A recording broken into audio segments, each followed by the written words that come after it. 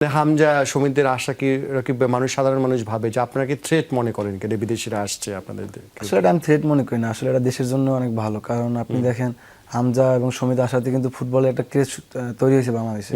মানুষ কিন্তু এখন মাঠে আসতেছে, ফুটবল খেলা দেখতেছে। আগে মানুষ ফুটবল খেলা দেখতো না। আমরা যখন প্রথম ফুটবল মানে ন্যাশনাল টিমে মানে ডেবু হয় এবং খেলা হয়, তখন কিন্তু ওরকমভাবে দর্শক ছিল না, তখন সিলেটে খেলা হতো। তো আমি দেখছি তখন কিন্তু ওরকমভাবে দর্শক হইতো না। তো ওরা আসাতে কিন্তু ফুটবলে একটা ক্রেজ তৈরি হয়েছে বাংলাদেশে। তো আসলে আমি মনে করি ওরা আসলে এবং আমার দেশের জন্য অনেক ভালো, কারণ এটা ফুটবল কিন্তু ডে বাই ডে আস্তে ডেভেলপ হচ্ছে এখন ফুটবলটা।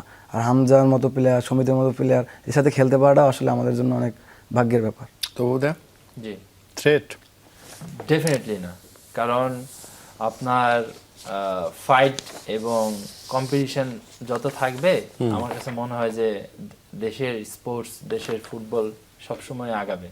তো ডেফিনেটলি ওই জায়গায় আপনার আমার কাছে খুবই পজিটিভ মনে হয়। এবং সবচেয়ে বড় ব্যাপার হলো তারা কিন্তু খেলতে চাচ্ছে বাংলাদেশের হয়ে, এটা কিন্তু বিশাল ব্যাপার। হামজা জয়ের পরে বলছিল যে লেস্টার হয়ে চ্যাম্পিয়নশিপ জেতার থেকেও হ্যাঁ, হিউজ So, বিষয় বোধহয় এই আসলে কমিটমেন্ট। মানে আমার সাথে সমিতের কনভারসেশন হয়েছিল যখন আমরা নেপালের সাথে ড্র করি। ড্র করার পরে আমাদের তো রিকভারি ছিল, আমরা যারা খেলেছি, তো ওই সুইমিং পুলে ওর সাথে কথা হইতেছিল যে আমি বলতেছিলাম সমিত, স্পেশালি তোমরা দুইজন আসার পরে আমরা এখন একটা ম্যাচ জিততে পারি নাই, এবং তোমরা এত কষ্ট করে আসো, এবার দেখবে ইন্ডিয়ার সাথে আমরা জিতবো এবং তোমাদের জন্য আমরা খেলবো, এই জয়টা তোমাদেরকে অফার দেব। তো ও আসলে খুবই খুবই খুশি হয়েছে এবং সেও বলছে যে ভাই আমরা একসাথে যুদ্ধ করব। পরে কি হলো যখন আপনারা জিতলেন?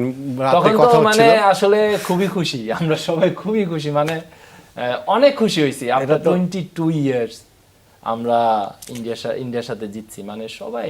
রাকিব ভাই কি জানেন? ড্রেসিং রুমে তো দেখছেন আপনি কি হয়েছে, তাই না? সমিত কিভাবে নাচছে, এটা তো সবাই দেখতে পারছে আর কি।